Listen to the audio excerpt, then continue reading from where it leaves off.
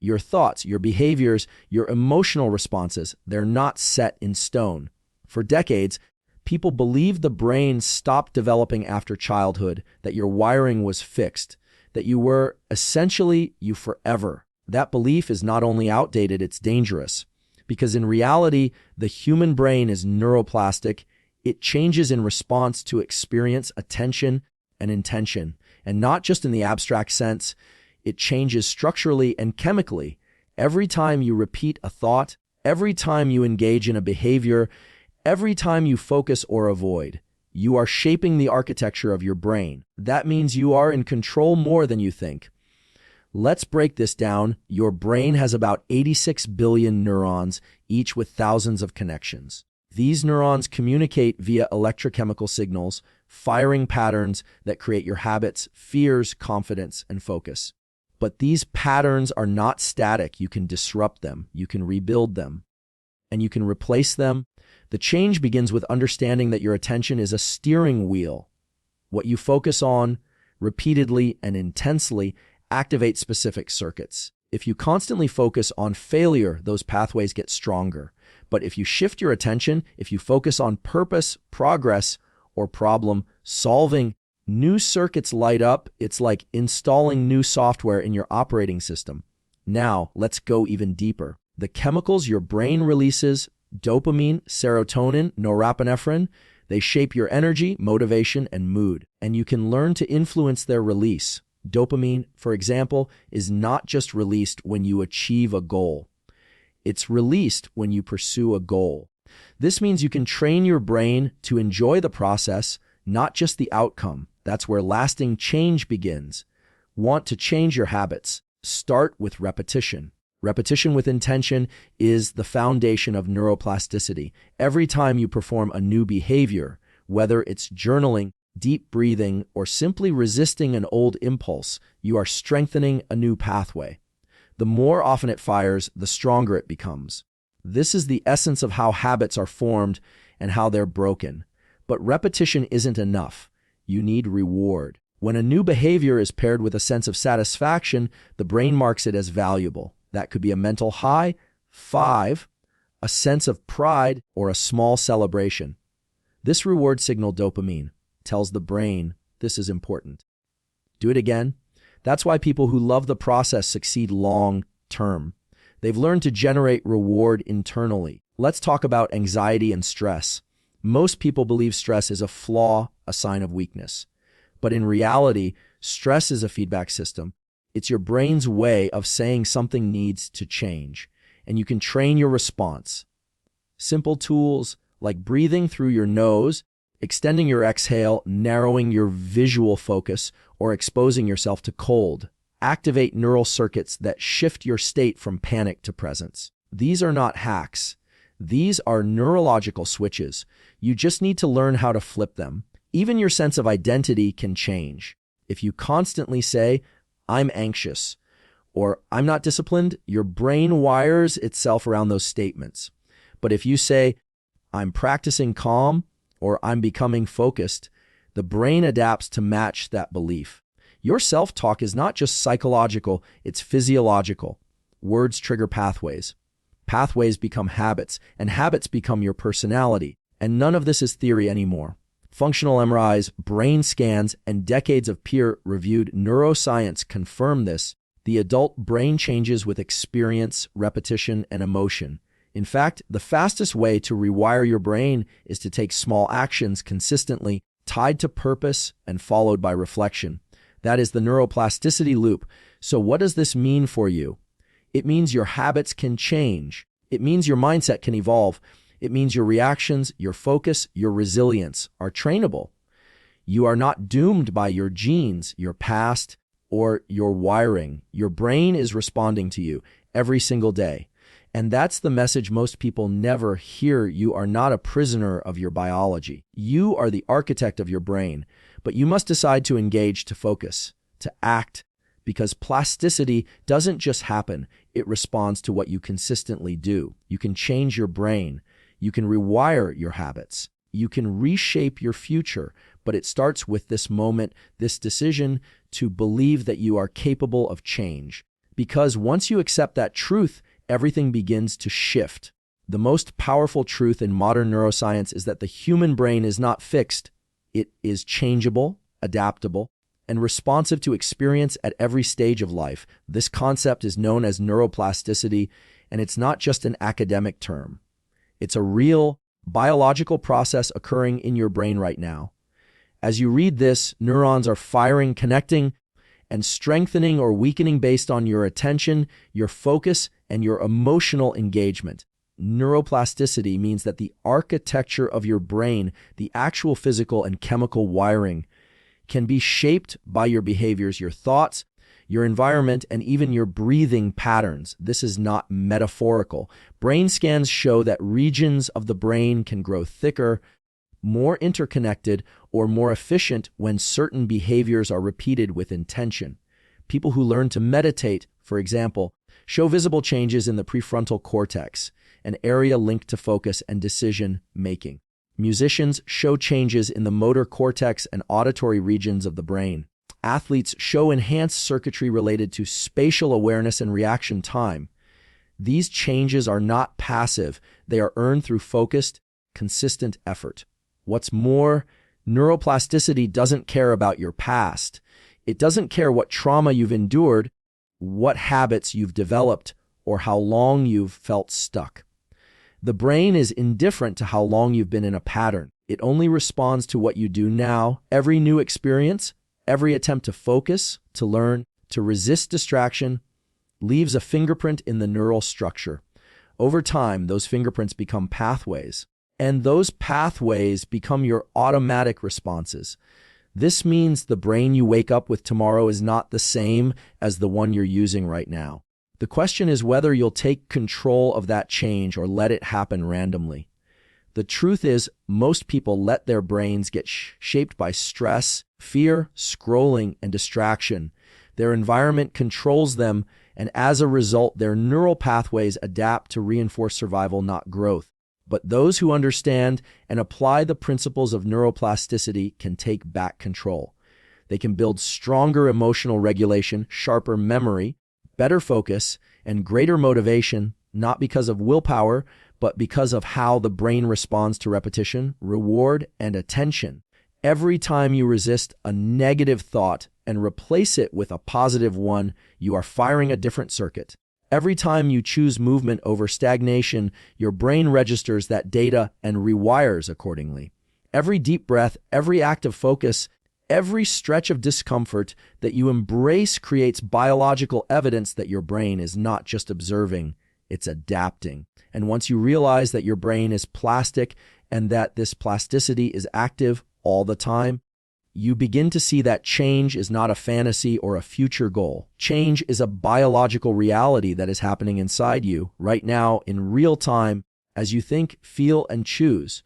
One of the most limiting beliefs a person can carry is the idea that their past defines their future, that the emotions, habits, failures, or trauma they've experienced have permanently shaped who they are. But the science of the brain tells a radically different story. Your past experiences do leave marks on your neural circuitry, yes, but those marks are not final. They are not fate. They are not your identity. The brain is not a concrete slab that gets etched once and never changes. It is more like soft clay, capable of being reshaped throughout your life. That means the pain you've carried, the habits you've developed, even the patterns of thought that seem automatic, can be changed. Why? Because those things are simply the results of neural pathways that were repeated over time, often without your awareness. And just as those circuits were built, they can be dismantled, weakened, and replaced. The brain doesn't care about the emotional weight you assign to the past. It doesn't favor memories just because they hurt or feel permanent. The brain cares about repetition, attention, and relevance. The more you focus on a thought or feeling, even unconsciously, the more the brain strengthens that pathway. But the moment you interrupt that pattern and choose a different response, a different thought, a different behavior, you begin forming a new pathway. And here's the crucial point: The brain prioritizes what you do now over what you did yesterday. Neuroplasticity means that your current behavior has more power than your history. So, when people say, "This is just the way I am," they are unknowingly reinforcing a narrative that keeps those old circuits firing. They are anchoring their identity to outdated wiring. But when someone says, "I'm learning to change," or "I'm training a new response," the brain listens. It begins to shift. This isn't self-help talk. It's cellular, electrical, and chemical adaptation happening within the brain's networks. The emotional residue of past trauma or bad habits can feel overwhelming, but what gives those experiences their power is not just memory. It's reinforcement. The more often you replay the past, the more you physically strengthen it in your mind. But when you begin to redirect your focus to future goals, to positive behaviors, to empowering narratives, you weaken those old pathways and strengthen new ones. It's like rerouting the current in a neural river, and eventually the old riverbed dries up. This is how people break lifelong habits, reframe their self-image, and rebuild from severe adversity, not through blind optimism, but through consistent rewiring of brain circuits. What happened before does not own you. The past is data, not destiny.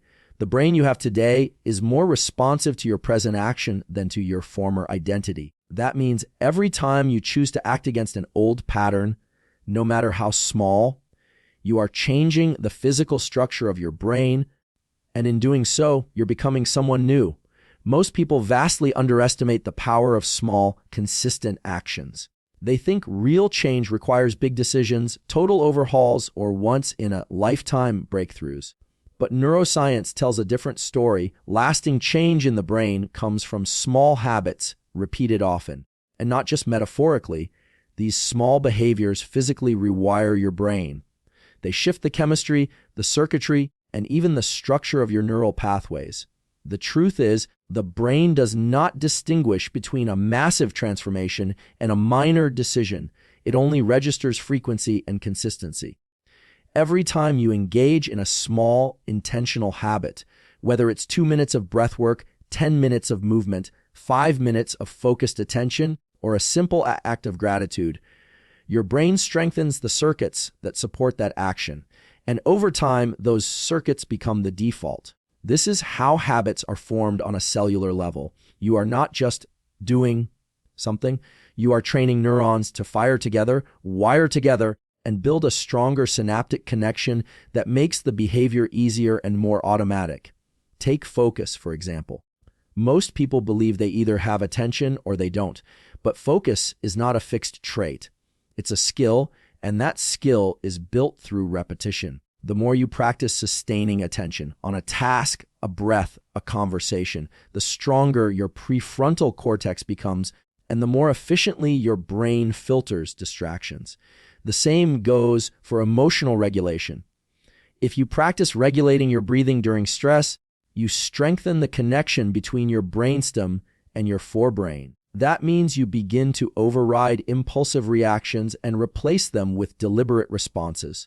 And all of this starts with small choices that feel insignificant in the moment, but create major adaptations in the long term. Even sunlight exposure, when done consistently in the morning, can reset your brain's internal clock, regulate your sleep-wake cycles, and boost dopamine, which is directly linked to motivation and mood.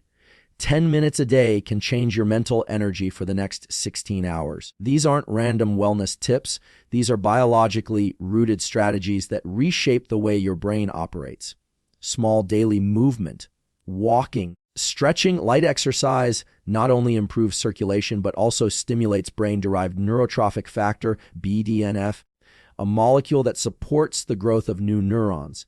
That means you are literally building new brain tissue through simple physical motion. It's easy to overlook small habits because they don't produce dramatic results overnight. But the brain doesn't work in sudden leaps. It works in accumulation. It stacks small inputs over time, and eventually those inputs reach a tipping point when a new identity, new behavior, or new mindset becomes your new normal. This is not about motivation, it's about systems. The system of the brain rewards consistency, not intensity. So when you feel like 5 minutes won't matter or that one tiny change is too small, remember this: your brain isn't judging your habits, it's responding to them. And over time, those small, quiet actions will produce loud, visible change in who you are becoming. Stress and anxiety are not flaws in your design. They are not signs that you're broken or weak. In fact, they're proof that your brain is functioning exactly as it was built to. These states, often labeled as negative, are not enemies. They are feedback mechanisms, biological signals sent by your nervous system to inform you that something in your environment, your thinking, or your behavior needs attention. The problem arises when we interpret these signals as permanent. But from a neuroscience perspective, stress and anxiety are highly trainable states. Your brain contains built-in circuits designed to activate alertness when needed. The amygdala, hypothalamus, and brainstem interact with your autonomic nervous system to increase heart rate, narrow vision, and heighten focus. This system evolved to help you survive, to react to threats, to mobilize action. But in the modern world, where threats are less physical and more psychological, deadlines, social pressures, uncertainty, the same ancient circuitry fires often chronically. And when these systems are activated without being understood or regulated, anxiety can feel like your default mode. But here's the truth: you can learn to intercept and redirect these signals using your body and brain. The key lies in recognizing that stress is not something that just happens to you. It's something you can work with. Breathing is the fastest, most accessible entry point. Shifting your breath, especially by extending your exhale or practicing a physiological sigh, sends immediate feedback to the brain that you are safe. This downregulates the sympathetic fight or flight system and activates the parasympathetic rest and recover system. You're not just calming down, you're triggering a shift in your neurochemistry. Vision is another powerful lever. When we're stressed, our pupils dilate and our field of vision narrows. But when we consciously widen our gaze, what's known as panoramic vision, we signal the brain that we are not under immediate threat. Again, this calms the nervous system from the top down. Tools like cold exposure heat or controlled discomfort also retrain how your body and brain interpret stress. By voluntarily entering a stressful but controlled state, like a cold shower or focused exercise, you teach your nervous system that you can stay calm under pressure. This builds resilience not just mentally, but neurologically. And here's something most people overlook: your interpretation of stress changes the chemistry of how your brain processes it. If you label a pounding heart as panic, your brain releases more cortisol and prepares for escape. But if you interpret that same pounding as readiness, as energy, your brain leans into alertness and clarity. Same physical signal, different internal outcome. This is neuroplasticity at work. The more often you reframe, regulate, and rewire how you respond to stress, the more your brain adapts. Over time, the circuits that once triggered anxiety begin to quiet. New circuits built through conscious control take over. So stress and anxiety are not enemies to be feared. They're signals to be trained. And the moment you stop reacting blindly to them and start working with them, that's the moment they stop owning you. Most people think of motivation as something mysterious, emotional, or even spiritual, something you either have or you don't. But motivation, at its core, is a chemical process. It's not magic, it's dopamine. Dopamine is a neuromodulator produced in areas of the brain like the ventral tegmental area and substantia nigra, and it acts as the brain's internal reward signal. It's what drives you to seek out goals, to take action, to pursue something, even before you achieve it. The common misunderstanding is that dopamine only spikes after we reach a goal. But neuroscience shows that dopamine is actually released in anticipation of a reward during effort, struggle, and pursuit.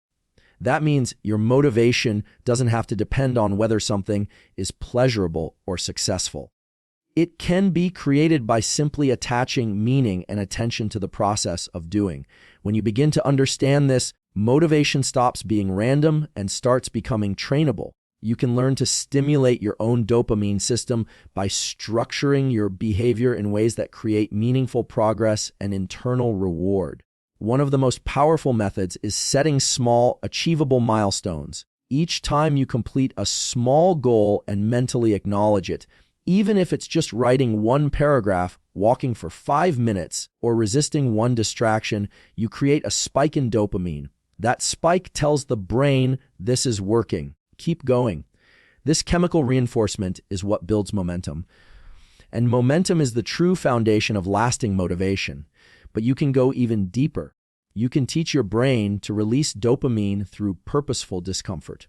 When you intentionally lean into challenge, cold exposure, disciplined work, delayed gratification, you create a powerful loop. Why? Because if your brain learns that overcoming stress leads to internal reward, it starts to crave the process, not just the outcome. This completely rewires your motivational circuitry.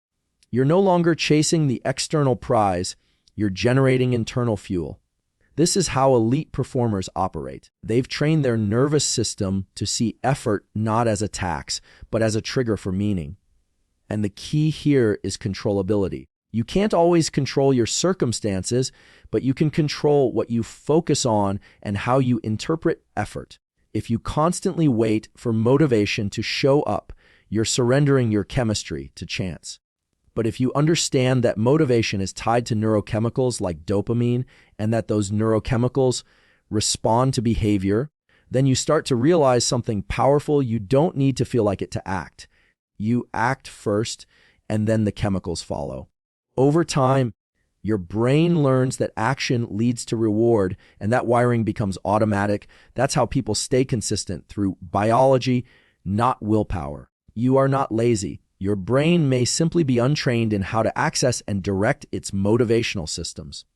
But that system is already built in. The levers are already there. You just have to learn to pull them daily, deliberately, and with the understanding that motivation is not luck. It's chemistry, and it's yours to command. Your brain is constantly learning, not just when you read or study, but every time you repeat a behavior and assign meaning to it. This process is guided by two key forces, repetition and reward. These are the engines of neuroplasticity. Repetition strengthens neural pathways, and reward locks them in. Think of your brain like a set of trails through a forest. The more often you walk one path, the clearer and faster it becomes. At the same time, when you walk that path and feel something positive, accomplishment, excitement, purpose, your brain tags it as important. That's how the neural trail turns into a paved highway. It becomes easier to travel, faster to access, and eventually it becomes automatic. This is how habits, both good and bad, are formed and maintained. The mistake most people make is assuming that willpower or intention is enough to build lasting change. But your brain doesn't just respond to what you intend to do, it responds to what you actually do repeatedly and what you emotionally reward. Every repeated behavior that is paired with a feeling of success, satisfaction, or meaning becomes neurologically sticky. This process is driven in part by dopamine. When dopamine is released during or after a behavior, it not only reinforces that action, but increases the likelihood that you'll want to do it again. Dopamine acts as a teaching signal. This was good, remember it, repeat it. And here's the surprising part. The source of the reward doesn't have to be external. You don't need applause, likes, or validation to trigger this learning loop. You can generate your own reward by simply taking a moment to acknowledge progress, celebrate effort, or reflect on purpose. That's called internal reinforcement, and it's one of the most powerful tools in behavioral neuroscience. The more you learn to associate reward with the process, not just the outcome, the more motivated and consistent you become. This is what creates sustainable change, not motivation alone, not perfection, but repeated action reinforced by emotional reward. Even if the action is small, getting out of bed early, drinking a glass of water, resisting a distraction, if you repeat it often and pair it with a sense of internal reward, your brain begins to rewire in that direction. Over time, this reshapes your identity. The brain starts to say, this is who we are now.